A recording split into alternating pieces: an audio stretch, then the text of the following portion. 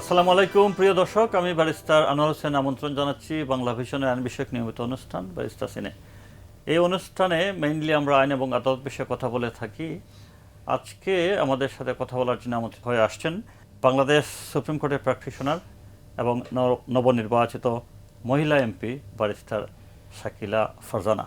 Barrister Shakila Farzana, আপনাকে অসংখ্য ধন্যবাদ অনুষ্ঠানে আসার জন্য অ্যান্ড ওয়েলকাম। পাশাপাশি of course congratulations. Thank you so much. আপনাদেরকে অনেক অনেক ধন্যবাদ আমাকে এখানে আমন্ত্রণ করার জন্য। আপনার সাথে আমরা ইংলিশ লিগাল সিস্টেমে আইন পড়াশোনা করছি, এরকম একজন ছাত্রকে রেখেছি। আমি অলওয়েজ তাদেরকে বলি হবু ব্যারিস্টার। ওর নাম হচ্ছে শামসুল আরেফিন। আরেফিন, তোমাকে অসংখ্য ধন্যবাদ অনুষ্ঠানে আসার জন্য এবং স্বাগত। আপনাকে দিয়ে শুরু করি। ব্যারিস্টার শাকিলা ফারজানা, আপনি তো লিঙ্কন সিন থেকে কল টু দ্য বার হয়েছিল। আমরা আপনার সাথে কথা বলার আগে চাই লিঙ্কন সিনের পরিবেশে একটু যদি উইকটা পড়ে নেন, আর ইন দ্য মিন টাইম আমরা স্ক্রিনে আপনার কল টু দ্য বারের কিছু মেমোরিজগুলো একটু দেখে নেব।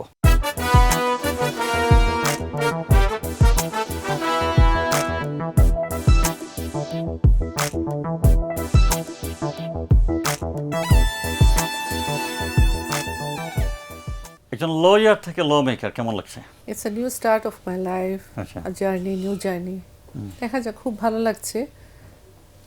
কতটুকু আইন প্রণয়নে সহযোগিতা করতে পারবো সেটা হচ্ছে দেখার বিষয়। জার্নিটা মাত্র স্টার্ট হচ্ছে, ভালোই লাগছে। আপনি কি প্র্যাকটিস কন্টিনিউ করবেন নাকি এটা ছেড়ে দেবেন? হ্যাঁ, প্র্যাকটিস করা যাবে, যেহেতু আমি কোনো এখনো পর্যন্ত মন্ত্রী প্রতিমন্ত্রীর কোনো দায়িত্ব পাইনি বা সংসদে কোনো হুইপ বা কিছু দায়িত্ব পাইনি, সেক্ষেত্রে কোনো বার নেই আর কি। আচ্ছা, এই ক্ষেত্রে কি কোর্টকে ইনফ্লুয়েন্স করার সুযোগ থাকে যে একজন এমপি আসছেন আমার কোর্টে? না, কোর্টে ইনফ্লুয়েন্স আসলে আমাদের দেশটা লাস্ট 17 ইয়ার্স যে বায়াসনেসের বিষয় ছিল কোর্টের, সেই বিষয়টা মনে হয় না এখন আর কাজ করবে। কারণ আমাদের নিউলি অ্যাপয়েন্টেড যিনি আমাদের পিএম প্রাইম মিনিস্টার, উনি এসব বিষয় কিন্তু খুব সূক্ষ্মভাবে দেখাশোনা করছেন।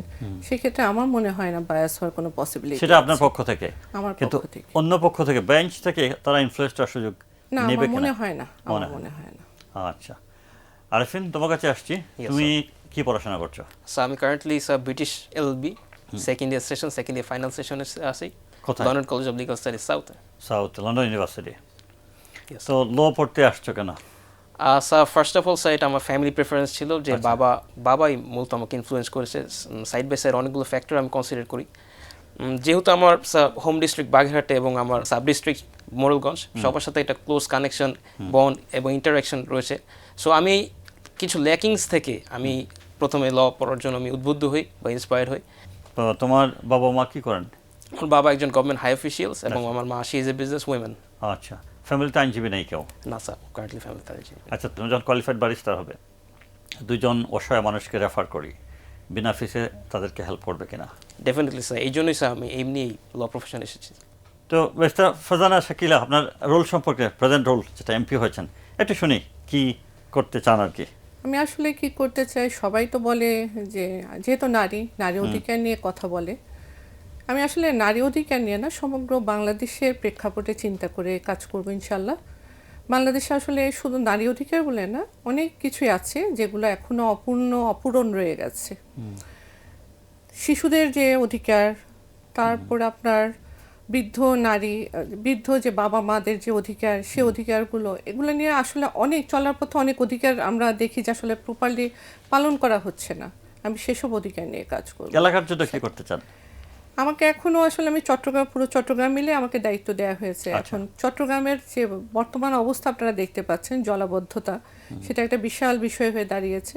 সেক্ষেত্রে আমাদের মাননীয় প্রধানমন্ত্রী দুঃখ প্রকাশ করেছেন এবং আপাতত কাজ স্টার্ট হয়েছে জলাবদ্ধতা নিয়ে। দেখা যাক কত দূর হয়। কাজ তো অনেক আছে, ডেভেলপমেন্টের কাজ আছে, সবই করতে হবে। এখন আমার যতটুকু আমি কাজের ক্ষেত্রে সীমাবদ্ধতা থাকে, সরকারের চেয়ারে যখন বসে অনেক সীমাবদ্ধতা এসে পড়ে। তো সেই ক্ষেত্রে যতটুকু আমি পারি আমার পক্ষ থেকে আমি দেশের জন্য, আমার এলাকার জন্য কাজ করে যাব। আইন জগতের জন্য কিছু করবেন? অনেক ইচ্ছা আছে। Thank you. আপনার কাছে আরেকটা নিউজ পেপার রিপোর্ট আমি পড়ি। হেডলাইনটা হচ্ছে পাম্পে তেল নিতে গিয়ে আগ্নেয়াস্ত্র বের করলেন তিনি। এটা হচ্ছে হেডলাইন। একজন সাংবাদিক যিনি একজনের সাথে তেল কিনতে গিয়ে খুব ঝগড়া জড়িয়ে পড়েন আর কি। পাশে একজন ম্যাজিস্ট্রেটও ছিলেন, এক্সিকিউটিভ ম্যাজিস্ট্রেট। তিনি ওটাকে মিলমিশ করে দিয়ে চলে আসলেন। So how do you see it? আগ্নেয়াস্ত্র হচ্ছে এমন একটা বিষয় যেটা আমাদের দেশে একটা আইনে আছে 1878 সালের আর্মস অ্যাক্ট। তো সে অ্যাক্টের আলোকে আপনি যদি বলেন পাম্পে গিয়ে আপোস করে চলে আসছেন, সেটা আইনের ক্ষেত্রে তো অনেক বড় অপরাধ করেছেন তিনি, যদি এক্সিকিউটিভ ম্যাজিস্ট্রেট হয়ে থাকে। আসলে এদেশে কম্পাউন্ডেবল এবং নন কম্পাউন্ডেবল আছে, আইন আছে। তো সেক্ষেত্রে আপোস আপনি কিভাবে করেন এত বড় একটা অপরাধের? একটা প্রকাশ্যে যেখানে অস্ত্র বের করেছেন, যেখানে অস্ত্র রাখাই, লাইসেন্সবিহীন অস্ত্র রাখাই অপরাধ, সেখানে প্রকাশ্যে বের করে আপনি হুমকি দিচ্ছেন, এটা একটা বিশাল অপরাধ। এই ক্ষেত্রে কোনোভাবে আপোস করা যাবে না। এটা এক্সিকিউটিভ ম্যাজিস্ট্রেটেরও শাস্তি হওয়া উচিত, এবং সে ম্যাজিস্ট্রেটের উচিত ছিল আইনের হাতে তুলে দেওয়া, কারণ তারও জুরিসডিকশন আছে যে সে 1 বছরের উপর কোনো সাজা দিতে পারবে না। আর্মস অ্যাক্টে কিন্তু আপনার যদি অস্ত্র পাওয়া যায়, নিম্নতম শাস্তি হচ্ছে আপনার 10 ইয়ার্স। তো সেক্ষেত্রে উনি তো এটা পারে না, আপোস তো দূরের কথা। তো ওনার উচিত ছিল এটা আসলে আইনের হাতে, আইনের প্রশাসনকে তুলে দেওয়া। এরকম পার পাওয়া যায় বলেই কি মানুষ আইন মানতে চায় না? না, পার পাওয়া চলতে, ওই যে বললাম না আপনাকে একটু আগে, যে দীর্ঘ 17 বছর আমরা আইন না মেনে কাজ করে গেছি। এটার কারণে সমাজ, দেশ সবাই ক্ষতিগ্রস্ত হয়েছে, এবং সবার ভিতরে একটা দখলের ভাব, হুমকির ভাব, এগুলো একটা ওই অস্ত্রই হয়ে গিয়েছিল মানুষের। রাইট। ওকে, আপনার কাছে 2টা প্রশ্ন আছে দর্শকদের কাছ থেকে। প্রিয় দর্শক, আমরা আপনাদের কাছ থেকে প্রশ্ন গ্রহণ করে থাকি ইমেলের মাধ্যমে। আমাদের কাছে প্রশ্ন পাঠানোর ঠিকানা হচ্ছে barristers.in25@gmail.com। আমি আবার পড়ছি, barristers.in25@gmail.com। এই ঠিকানা যে কেউ আমাদের কাছে প্রশ্ন পাঠাতে পারেন।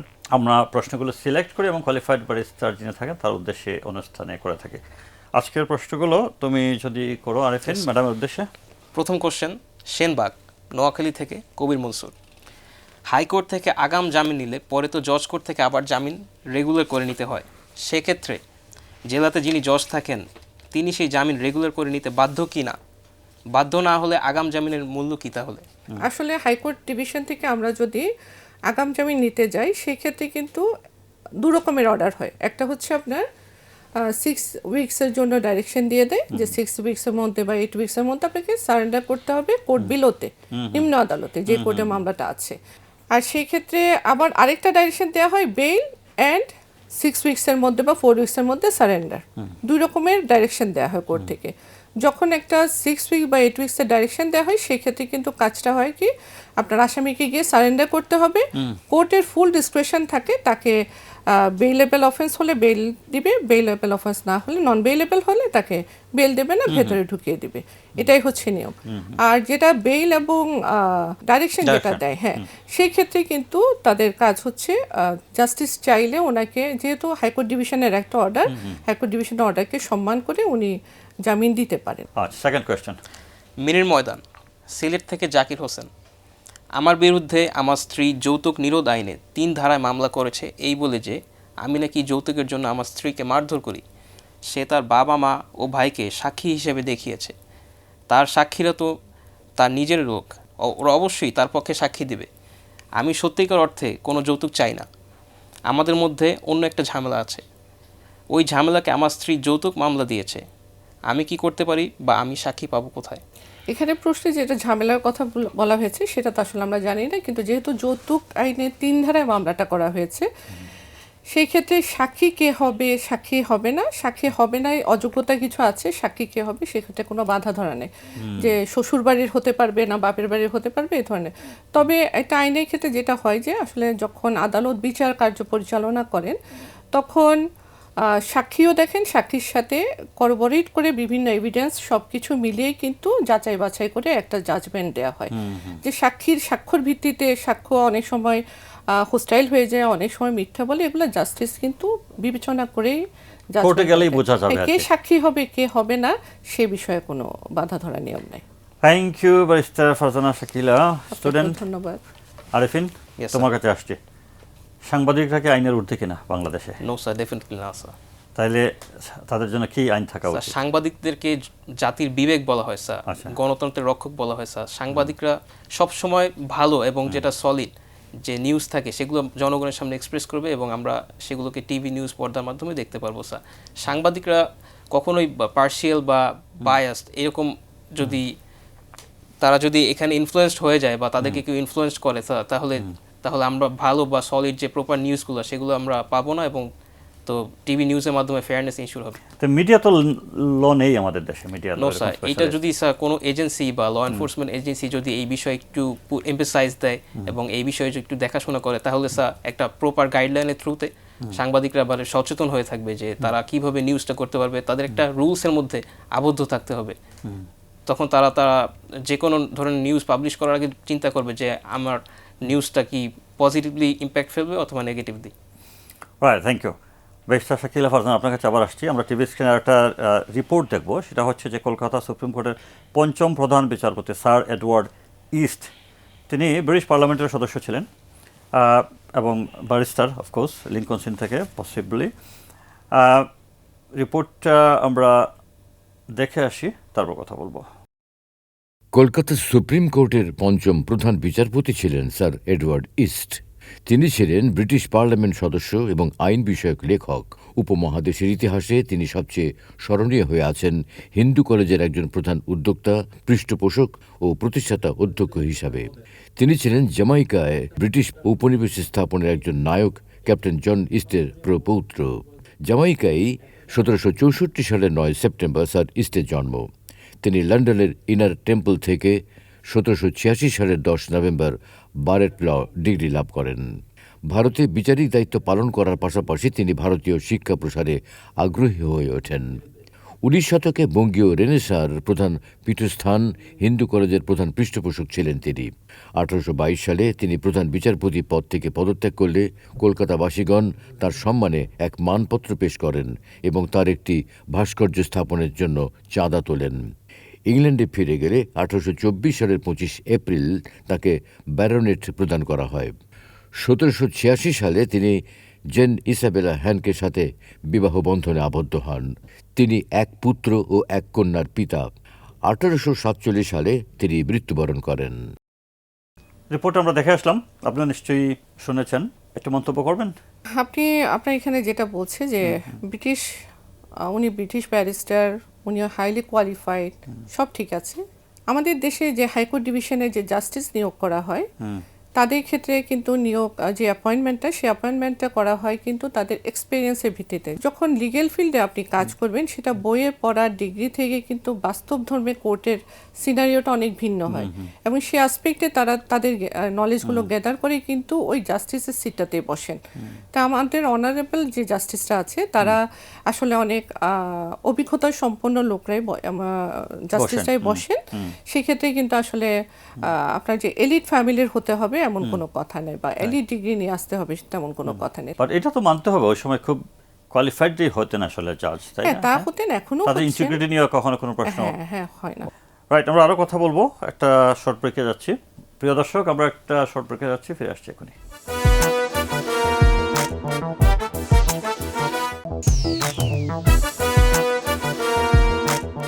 দর্শক, ফিরে আসলাম বিজ্ঞাপন বিরতি থেকে। কথা বলছিলাম ব্যারিস্টার শাকিলা ফারজানার সাথে। তো আবারও আপনার কাছে, আমরা তো ব্রিটিশ ল ইনহেরিট করেছি, ব্রিটিশরা তো অনেক অনেক দূর এগিয়ে গেছে, কিন্তু আমরা পিছিয়ে পড়লাম কেন? অনেক ভালো একটা প্রশ্ন করেছেন। আমরা যে ব্রিটিশ লটা, ব্রিটিশরা এগিয়েছে আর আমরা পিছিয়েছি কারণ তাদের আইনটা ছিল শাসক হিসেবে আর আমরা ছিলাম শাসিত হিসেবে। সেই 200 বছরের পুরাতন আইনটা নিয়ে আমরা এখনো চলছি। তারা কিন্তু তাদের প্রয়োজনে শাসক হিসেবে যে আইন বানিয়েছিল ওটা তাদের জন্য তাদের প্রেক্ষাপটে চলেছিল, ইউজ করেছিল। এখনো তারা তাদের প্রেক্ষাপটে চেঞ্জ করে কিন্তু নতুন নতুন ল আসছে। বাট আমরা কিন্তু সেই ঘষা মাজা করে এখনো সেই 200 বছরের শাসিত লটাই ফলো করছি। তা আমাদের উচিত হবে আসলে বর্তমানে যারা আছেন আইন অঙ্গনে, আমি তাদের কাছে রিকোয়েস্ট করব এগুলো অবশ্যই চেঞ্জ করা উচিত। বর্তমান প্রেক্ষাপটে ব্রিটিশরা যেভাবে চেঞ্জ করেছে সেভাবে চেঞ্জ করা উচিত আমাদের আইনগুলো। রাইট, আরেফিন, তোমার কাছে আসছি। আইনজীবীদের কাছে যদি শোনা বলবো আইন জগৎ সব ঠিকঠাক আছে, ক্লায়েন্টের কাছ থেকে যদি শোনা বলবো আইন জগতের কিছুই ঠিকঠাক নাই, ব্যাপারটা কি আসলে বলো তো? স্যার, ক্লায়েন্টের ক্ষেত্রে যদি এবং আইনজীবীর পার্সপেক্টিভ, দুইটা পার্সপেক্টিভ স্যার ভিন্ন ভিন্ন। আইনজীবী যা মনে করছেন, যদি আইনজীবী বিদেশি ডিগ্রিধারী হয়ে থাকে বা লোকাল ল পড়ে আইনজীবী হয়, সে মনে করে যে সে যাই এক্সপ্রেস করছে সেগুলো রাইট, কিন্তু ক্লায়েন্ট আসলে বুঝে যে কোনটা সলিড। ক্লায়েন্ট যদি ভালো মতো লিটারেট হয় এবং শিক্ষিত হয়ে থাকে, সে বুঝে যে কোনটা সলিড, কোনটা ভালো গাইডেন্স আইনজীবী প্রোভাইড করছে আর কোনটা খারাপ গাইডেন্স প্রোভাইড করছে। সো আইনজীবী অবশ্যই ক্লায়েন্টের রেফারেন্স এবং প্রেফারেন্স যা আছে সেই থেকেই ধারণা নিয়ে এবং আইডিয়া নিয়ে দেন কাজ করা উচিত আমার মতে। আচ্ছা, তোমরা যারা এই জেনারেশন, যারা স্টুডেন্ট স্টিল, তোমাদের মধ্যে বিচারপতি কারা হওয়া উচিত আসলে? জাস্ট তোমার অপিনিয়নটা আর কি। স্যার বিচারপতি হওয়া উচিত স্যার ফার্স্ট অফ অল যে কিনা ভালো কোয়ালিফাইড, যে কিনা ডিবেটে ভালো এবং যে কিনা যার ভালো এক্সপিরিয়েন্স রয়েছে বাংলাদেশে আইনের পরিচর্যার ক্ষেত্রে বা আইন প্র্যাকটিসের ক্ষেত্রে, যার লিঙ্ক আপ বা আপনি যা বলেন যার সোশ্যাল ইনফ্লুয়েন্স ভালো রয়েছে এবং যাকে মানুষ রিলায়েবল করে, যাকে বিশ্বাস করে, তাদের প্রতি স্যার তাদেরই হওয়া উচিত স্যার বিচারপতি। সততা স্যার ডেফিনেটলি সততা থাকতেই হবে। সততা হলো একটা পূর্ব শর্ত বা পূর্ব নির্ধারণ। তোমার সাথে আরও কথা বলবো একটু পরে, ম্যাডামের কাছে একটু যাই। কুইজ টাইপ কিছু কোয়েশ্চেন। 18 বছরের বেশি বয়সের ব্যক্তির যদি সম্মতি নিয়ে কোনো কাজ করা হয় ক্রিমিনাল অফেন্স হবে? প্যানাল কোডের একটা সেকশন আছে, এটা 87। হ্যাঁ, 87-এ আপনার কনসেন্টের কথা বলা আছে। কনসেন্ট নিয়ে কোনো যদি কাজ করা হয়, কাজ বলতে এখানে আমি ধরে নিব যে যে কোনো তো হার্মটা কনসেন্ট নিয়ে করতে হলে সাধারণত আমরা যেটা মনে করি আমি হার্ম করলাম, এটা অপরাধ হবে না, এটা তো হয় না, তাই না? কিন্তু আমাদের আইনে কিছু এক্সেপশনস আছে, প্যানাল কোডে সেকশনস, এই ধরনের সেকশন আছে যে কনসেন্ট দিলেও আপনার অপরাধ হচ্ছে না। তা আমি মনে করি কি আসলে ধরেন আপনি বক্সারদের ক্ষেত্রে সে খেলতে যাচ্ছে, এটা একটা কনসেন্ট দিয়ে খেলতে যাচ্ছে, সেখানে আহত হবে, দুপক্ষে আহত হওয়ার পসিবিলিটি আছে। তবে আপনি যদি এমন ইন্টেনশন নিয়ে যান যে প্রতিপক্ষকে আপনি শত্রু মনে করে তার চোখটা বের করে নিলেন, তখন কিন্তু আইনের পরিবর্তন হওয়া উচিত। আমাদের আইনটা কিন্তু ওই যে বললাম 200 বছরের যে আইন সেই ক্ষেত্রে রয়ে গেছে, সেই ক্ষেত্রে চেঞ্জ করা উচিত। যে কনসেন্টটা কিন্তু ব্রিটিশ এখন যে ইয়াটা আসছে আপনার, এটা থাপ্পড় দিবেন, এটা এই পর্যন্ত কনসেন্ট ঠিক আছে, বাট আপনি যখন তাকে আঘাত করবেন বিভিন্নভাবে, সেটা তখন কিন্তু আপনার অপরাধ হয়ে যায়, এটা ক্রাইম। সরল বিশ্বাসে কাজ করলে, হ্যাঁ, সরল বিশ্বাসে কাজ করলে সেক্ষেত্রে এটা অপরাধ হিসেবে গণ্য হবে না আসলে। আচ্ছা, ধরেন একজন ডাক্তার তার পেশেন্টকে জানালো যে তুমি এখন বাঁচবে না, আমরা যা পরীক্ষা নিরীক্ষা করলাম এতে দেখলাম যে তুমি হয়তো মারা যাবে কিছুক্ষণের মধ্যে বা কিছু দিনের মধ্যেই। রোগী হার্ট অ্যাটাক করলো, মানে এটা শুনেই সে মারা গেল, ডাক্তার দায়ী হবে? সেক্ষেত্রে ডক্টর যদি, এটাও আমাদের প্যাটার্ন কোডের সেকশন, যেখানে বলা আছে যে আপনার ডক্টরের ডিউটি সম্পর্কে ডক্টর যদি বলে যে সে মারা গেছে, আপনি অসুস্থ, আমরা যেমন করি ক্যান্সার পেশেন্টের ক্ষেত্রে 3 মাস সময় বেঁধে দেয়, 4 মাস সময় বেঁধে দেয়, সেই ক্ষেত্রে ঠিক আছে, ডক্টরের দায়িত্ব হচ্ছে ডক্টর তার পেশেন্টকে তার রোগ সম্পর্কে জানাবে, ইনফরমেশন দেওয়াগুলো। তবে হ্যাঁ, ডক্টরের একটা জিনিস দেখতে হবে, সেক্ষেত্রে যদি মেয়ার রিস্কও থাকে, আমার পেশেন্ট এই খবর জানার পরে পেশেন্টের ক্ষতি হতে পারে, কারণ তিনি এমনি অসুস্থ, এবং রিস্ক যদি মেয়ার রিস্ক থাকে, সেক্ষেত্রে ডক্টরের উচিত আসলে কথাটা সরাসরি না বলে অন্যভাবে বলা, সেক্ষেত্রেও তার অপরাধ হয় না আমাদের দেশের আইন অনুযায়ী। রাইট। আরিফিন, তোমার কাছে লাস্ট কোয়েশ্চেন, কেমন লাগছে তোমার অনুষ্ঠানে এসে? স্যার ডেফিনেটলি ভালো স্যার, ম্যাম সাথে আছে, আপনিও আছেন। তোমার বন্ধুদের উদ্দেশ্যে কিছু বলতে চাও? ইয়েস স্যার, যারা আইন বা ল পারসিউ করছে বা যারা ফিউচার ব্যারিস্টার হিসাবে নিজেকে আইডেন্টিফাই করার বা কোয়ালিফাই করার জন্য এইম নিয়ে যাচ্ছে, তাদেরকে বলবো স্যার যে সবার আগে স্যার সততা, এই প্রফেশনে সবার আগে সততা ছাড়া স্যার এই প্রফেশনে মানুষ যদি একবার আপনার উপর থেকে ভরসা তুলে নেয় বা একটা ক্লায়েন্ট যদি আপনাকে ভরসা না করে, তাহলে স্যার আপনি ইনফ্লুয়েন্স হতে পারবেন না, এবং আপনি স্যার ফিউচারে যে লিটিগেশনস আপনার কাছে আসবে স্যার, সেগুলোতে আপনি ভালোভাবে কন্ডাক্ট করতে পারবেন না। সো আমরা যারা স্পেশালি আমরা ইংলিশ ল পারসিউ করছি, আমাদের যেহেতু স্যার আমাদেরকে ভালো একটা বার ট্রেনিং করে, যে আমরা ব্যারিস্টার হওয়ার চেষ্টা করছি, ভালো একটা বার ট্রেনিং করে 9 মাসে বিপিটিসি কোর্স করে আমাদেরকে দেন আমরা বাংলাদেশে আসছি। কিন্তু যারা স্যার নর্মাল ল পড়ছে বাংলাদেশে, তারা কিন্তু ডাইরেক্ট আপনার আইন পাস করে দেন বার কাউন্সিলে পরীক্ষা দিচ্ছে। আমরা তো ভালোভাবে এক্সপিরিয়েন্সড হয়ে ইনফ্লুয়েন্সড হয়ে দেন ভালোভাবে ট্রেনিং করে দেন আমরা বাংলাদেশে ফিরে আসছি। সো আমাদের মধ্যে স্যার যেই ফিলটা থাকবে, যে আমাদের মধ্যে যে কারেজটা থাকবে স্যার, বাংলা ল যারা ডিগ্রিধারী আছে তাদের মধ্যে সেইটা থাকবে না। সো তাদের উচিত হলো যে ভালো একটা বিজ্ঞ আইনজীবী হওয়ার জন্য স্যার যা করা লাগে স্যার, ভালোভাবে ফ্রেন্ডসদেরকে সাথে লিঙ্ক আপ বাড়ানো, এবং আপনি আপনার ইনফ্লুয়েন্সটা বাড়ান, আপনি আপনার সোশ্যাল নেটওয়ার্কিংটা বাড়ান, দেন সব মিলিয়ে স্যার আপনি এই প্রফেশনে আসেন। So that's it. Thank you. তুমি আর কিছু বলতে চাও? যে আমি যা জিজ্ঞেস করিনি তোমার মনে হয় যে না এই বিষয়ে কথা বললে আমার ভালো লাগতো? একটা স্যার কথা বলতে চাচ্ছিলাম, বাট স্যার একটু আর অফওয়ার্ড ফিল হতে পারে স্যার, যদি অ্যালাউ করেন তাহলে। না বলো বলো। স্যার অনেকে দেখছি স্যার যারা ইংলিশ ল ধারী আছে, আমরা তো ইংলিশ ল পারসিউ করে দেন, আমরা বারেট ল বা ট্রেনিং করি বিপিটিসি করার জন্য আমরা যাই ইউকেতে। সো ওইখানে স্যার আমাদের 10টা কোয়ালিফাইং সেশন এন্ড করে লিঙ্কনস ইনে ডিনার এন্ড করে দেন আমরা কল টু দ্য বার পাই। অনেকে দেখছি স্যার এই কোয়ালিফাইং সেশন এন্ড করে কল টু দ্য বার না নিয়ে এসেই বাংলাদেশে নিজেকে ব্যারিস্টার হিসেবে পরিচয় দিচ্ছে স্যার। সো এই জিনিসগুলোকে স্যার একটু আইডেন্টিফাই করা যায় কিভাবে, যে ইংল্যান্ডে কিন্তু আপনি প্র্যাকটিশনার ব্যারিস্টার ছাড়া আপনি কিন্তু পরিচয় দিতে পারবেন না যে আপনি ব্যারিস্টার বা কিছু, কিন্তু বাংলাদেশে এটা তো অনেক পেশায় আছে। হ্যাঁ, ডাক্তার না হয়ে ডাক্তারি করছে বলে যে ডাক্তার। হ্যাঁ, এই জিনিসগুলোকে স্যার একটু কন্ট্রোল করার জন্য মনে হয় প্রশাসনের দৃষ্টি দেওয়া উচিত। ডেফিনেটলি স্যার, আমরা উই ক্যান ডু এনিথিং। হ্যাঁ, ইয়েস স্যার, রাইট। এনিওয়ে, তুমি রেজ করেছো, তোমাকে অসংখ্য ধন্যবাদ। আপনার কাছে ফাইনাল প্রশ্ন ব্যারিস্টার শাকিলা ফারজানা, আপনি এদের উদ্দেশ্যে কি বলতে চান যারা ব্যারিস্টার হতে যাচ্ছে, নতুন নতুন ল পড়াশোনা করছে? আপনারা যারা আসলে ব্যারিস্টারি করছেন, এখন ল প্রফেশনে আসছেন, আমি আপনাদেরকে একটা কথাই বলবো, আসলে সততা নিয়ে আপনাদেরকে প্র্যাকটিস করতে হবে। এবং আপনারা শুধু যদি মনে করেন যে it is my place to earn money, তাহলে কিন্তু এটা ভুল হবে। ঠিক আছে, আর মানি না করে যদি আপনি মনে করেন যে আমি দেশের জন্য কাজ করব, দশের জন্য কাজ করব, তাহলে সেক্ষেত্রে আমার পরামর্শ হচ্ছে তাহলে আপনি অনেক দূর এগিয়ে যেতে পারবেন। অনেক এলিট ব্যারিস্টার্স আছে, আপনার অনেক টাকাওয়ালা ব্যারিস্টারও দেখবেন, কিন্তু আপনার সততাই কিন্তু অনেক বড় সম্পদ এগুলোর চেয়ে। ঠিক আছে, তো সততাটা ধরে রেখে দেশ ও দশের জন্য কাজ করেন, সেটাই হবে আপনার সার্থকতা আপনার জীবনে। এটাকে জাস্ট একটা প্রফেশন হিসাবে নিতে হবে। রাইট, হ্যাঁ। ধন্যবাদ ব্যারিস্টার শাকিলা ফারজানা অনুষ্ঠানে আসার জন্য। আরেফিন, তোমাকেও অসংখ্য ধন্যবাদ। Thank you. প্রিয় দর্শক, এই ছিল আমাদের আজকের আয়োজন। আগামী অনুষ্ঠানে নতুন কোনো অতিথি নিয়ে আপনাদের সামনে হাজির হব। সেই পর্যন্ত ভালো থাকবেন। আল্লাহ হাফেজ।